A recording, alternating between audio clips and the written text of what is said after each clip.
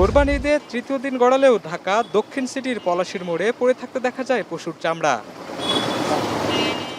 দক্ষিণ সিটির গুরুত্বপূর্ণ জায়গায় যেভাবে চামড়া পচে দুর্গন্ধ ছড়াচ্ছে, তাতে দেখে মনে হবে চামড়া পচতে যে সময় দরকার তার পুরোটাই সময় পেয়েছে এই জায়গায়।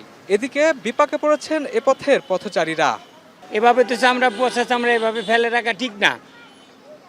এটা সাধারণ মানুষের এই যে নাকে গন্ধ যাচ্ছে, অনেক দুর্ভোগ হতেছে। এখান দিয়ে তো যাতায়াত করার মতো ইম্পসিবল, এখনো যেভাবে গন্ধ আসতেছে বলার বাইরে।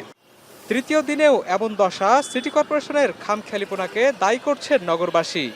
এইভাবে যদি চামড়া ফেলায় গন্ধের চোটে টেকা যায় না, বমি এসে যায়। এভাবে কি ঠিক রাস্তার ভিতরে ফেলাই নিয়ে রাখা? এটা কোনো দুর্গন্ধ নির্দিষ্ট জায়গায় একখান নিয়ে ফেলাইতে, এটা কোনো কাজ? দুর্গন্ধ, মানুষ থাকতে পারতেছে না, উপরে গন্ধ যায়। প্লাস আপনার হচ্ছে এখানে আপনার স্কুল আছে সামনে, তো এখানে সবারই সমস্যা হইতেছে। এখানে আপনার রাস্তাঘাটের অবস্থা খুবই বাজে। বর্জ্য ব্যবস্থাপনার দায়িত্বে নিয়োজিতদের দাবি, পলাশীর মোড়ে পড়ে থাকা চামড়া বাইরে থেকে এনে ট্রাকে ফেলে রাখা হয়েছে। সিটি কর্পোরেশনের নজরে আসায় দ্রুত সময়ের মধ্যে পরিষ্কারের কথা জানান তিনি। বাইরের কিছু ট্রাক এসে এই বর্জ্যটা এখানে ফেলে রেখে চলে গেছে, কে বা কাহারা আমরা জানি না।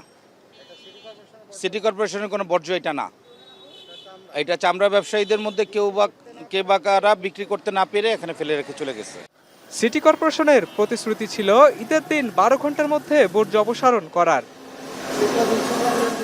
শাহিনুল ইসলাম সাগর, এখন, ঢাকা।